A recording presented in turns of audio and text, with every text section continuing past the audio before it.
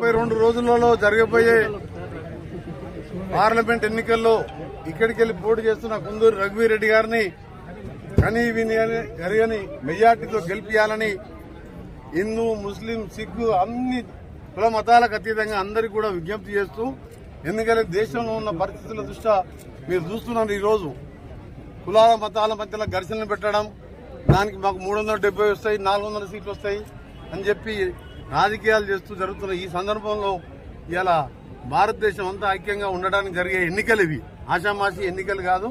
అందరికీ కూడా విజ్ఞప్తి చేస్తున్నాం. ఇంకొక విషయం,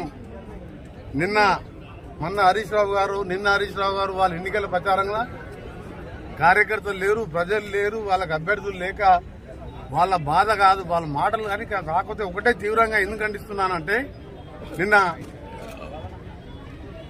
హరీష్ రావు గారు ఈ ప్రభుత్వం ఎన్ని రోజులు ఉంటుందో తెలియదు, ఆయన ఇంకొక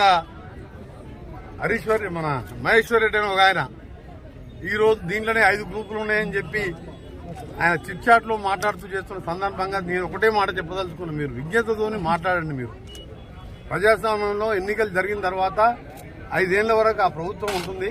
ఇక్కడ ముఖ్యమంత్రి గారు వారి నాయకత్వంలో మంత్రులందరం సీనియర్ల సలహాలు, జనారెడ్డి గారు లాంటి వారి సలహాలతోని ఎమ్మెల్యేలు ఒక టీమ్ గా పనిచేస్తున్న సందర్భంలో నేను ఒకటే చెప్తున్నా, మీద 5 గ్రూపులు లేదు, ఏకనాథ్ షిండే అని మీరు సృష్టించింది ఏకనాథ్ షిండే, మేం కాదు. మహారాష్ట్రలో ఎన్సీపీని శివసేనని చీల్చి ఎమ్మెల్యేలను కొని ప్రభుత్వాన్ని ఏర్చుకొని ఏకనాథ్ షిండేని సృష్టించింది మీరు.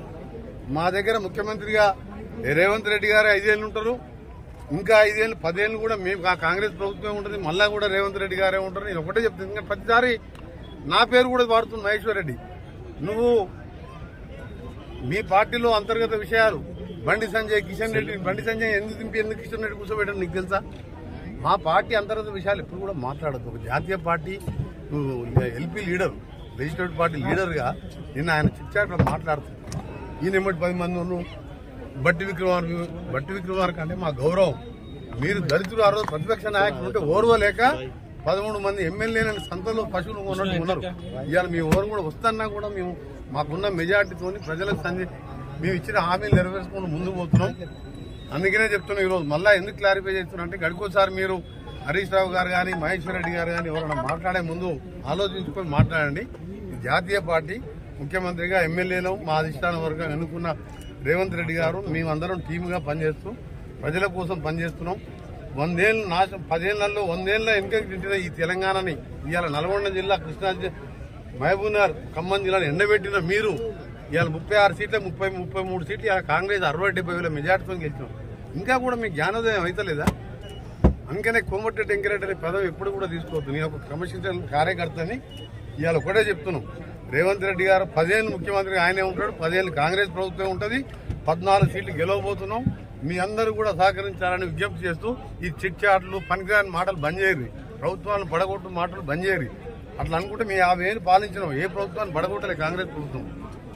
సెక్యులర్ పార్టీగా మీ అందరూ కూడా పవిత్ర దినమైన రోజు మా ఆపోజిషన్ నాయకులకు చెప్తున్నా, ఇక ముందు మా ఇంటర్నల్ పార్టీ గురించి కానీ, మా పార్టీలో గ్రూపులు ఉన్నాయని కానీ, దళితుని అవమానపడుతుంది మీరు. దళితులు ముఖ్యమంత్రి అని చెప్పి మోసం చేసి 13 ఏళ్ళు వాడుకొని ముఖ్యమంత్రి అయింది నువ్వు. మేము మాట తప్పలే, 6 గ్యారంటీలు ఇచ్చినాం, 6 గ్యారంటీలు అమలు పరిచడానికి ఇచ్చినాం. ఎలక్షన్ కోడ్ వచ్చింది, కోడ్ తర్వాత రైతు బంధు, రుణమాఫీ అన్ని చేసి చూపిస్తాం. ఒకటే చెప్తున్నా, ఇది మీరు రిక్వెస్ట్ అనుకోరి, వార్నింగ్ అనుకోరి. మహేశ్వర్ రెడ్డి గారు కానీ హరీష్ రావు గారు కానీ ఎప్పుడు కూడా మా పార్టీ ఇంటర్నల్ లో మాట్లాడితే మీకు ప్రజలు సరైన బుద్ధులు మనం చెప్పినాం. మీకు ఒక్క సీటు తెచ్చుకుంటారు అంతే.